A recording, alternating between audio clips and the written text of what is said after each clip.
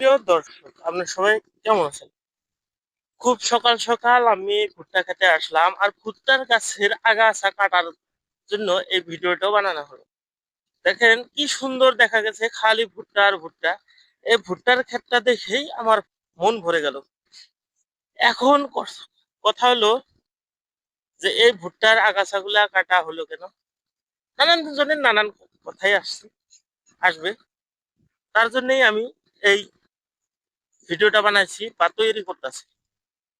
আসল কথা হলো, এই ভুট্টাগুলা কিসের জন্য বোধহয় আগাছাগুলা কাটা হয়েছে। দেখেন চারিদিকে খালি ভুট্টা আর ভুট্টা।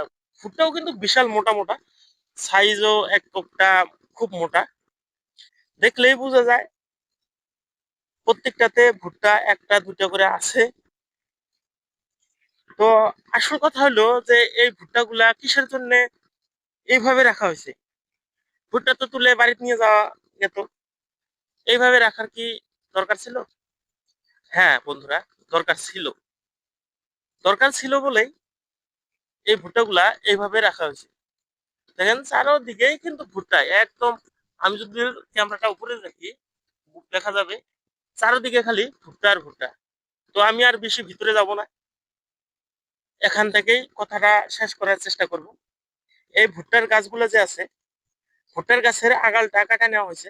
মানে এটা বর্তমানে পুরো হওয়ার দিকে, মানে অর্থাৎ হয়ে গেছে, কিন্তু এখানে অল্প দিনের জন্য মানে স্টকে রাখার দরকার। রাখলে এই ভুট্টাটা পুরোপুরি বাতি হয়ে যাব, ওজন হবো। আর দ্বিতীয় কথা, আগাছা কাটার কারণ হলো এই আগাছাটা কাটলে উপরের অংশ গরুয়ে খাবে, একটা খাদ্য হিসেবে খেলো, কিন্তু নিচের অংশ যে কাটলো না, এটা না কাটার কারণ হলো এই ফলটার জন্য। ফলটা আরো কিছু পরিমাণে বৃদ্ধি হবো, রস পাবো, ফলগুলা শক্ত হবো, টিকসই হবো। যার জন্য এই আগাছা কাটে গরু খিলানো হয়েছে, এক হিসাবে জ্বালানি হয়ে গেছে বা গরুর খাদ্য হয়ে গেছে। আর নিচের অংশ দেখেন রেখে দিছে এই জন্য যে ফলটা যাতে পুরোপুরি বাড়তি হয়। কারণ যদি বাড়তি করবার জন্য সম্পূর্ণ গাছটা রাখা হয় উপরের অংশটা, তাহলে আপনার এখানে যে সার পানি দেওয়া হয়েছে সেই সার পানি উপরের অংশটাও খাবো। আর উপরের অংশটার বর্তমানে কোনো দরকার নাই, যার জন্য আগাছা কাটে গরু খিলানো হয়েছে। কিন্তু ঘরের অংশটা অর্থাৎ ফলের অংশটা রাখা হয়েছে। এখন ফলটা ছিঁড়ে নিবে, এই অংশটা যে থাকবে, লাঠি অংশটা থাকবে। এই লাঠি অংশটা কি হবে? হ্যাঁ বন্ধুরা, এই লাঠি অংশটার কিন্তু ভালো একটা গুরুত্ব আছে আমাদের সাথে। আমরা গ্রামের মানুষের সাথে এই লাঠির কিন্তু বহুত একটা ভালো একটা সম্পর্ক আছে।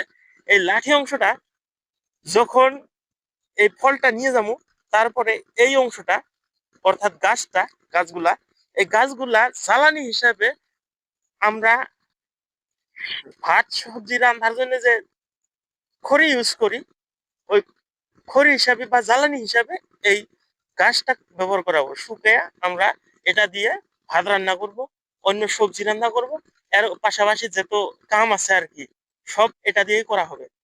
এখানে মোটামুটি 2 বিঘার মতো জমি আছে। 2 বিঘার মতো জমিতে কত পরিমাণে ভুট্টার গাছ আছে, তাহলে ভাবেন।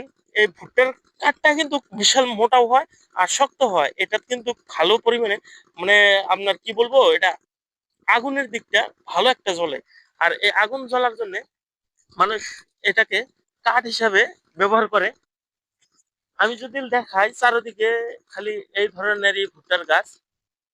দেখে ভালো লাগলো, কৃষক ভাই যিনি আছেন তিনি বুদ্ধি করে গাছের আগালের উপয়োগ করছে, ফলটা উপয়োগ মানে বিক্রি করব। আর গাছের কাঠটা যেটা আছে, মেন কাঠ, এই কাঠটা দিয়েও ভালো একটা উপয়োগ করব, মানে জ্বালানি হিসাবে। ধন্যবাদ আপনারা সবাই আমার এই ভিডিওটা সম্পূর্ণ দেখার জন্য। অনুরোধ রইল, নেক্সট কোনো ভালো একটা ভিডিও দেখার জন্য আমার পেজটা ফলো করবেন, সাবস্ক্রাইব করবেন, লাইক করবেন। লাইকটা ভুলবেন না, লাইকটা করবেন। আপনাদের একটা ভিউর জন্য আমাদের বহুত আগ্রহ বাড়ে যে আরো আমরা কিছু একটা ভালো দেখাই। ধন্যবাদ, আজকে এখানেই বিদায় নিচ্ছি।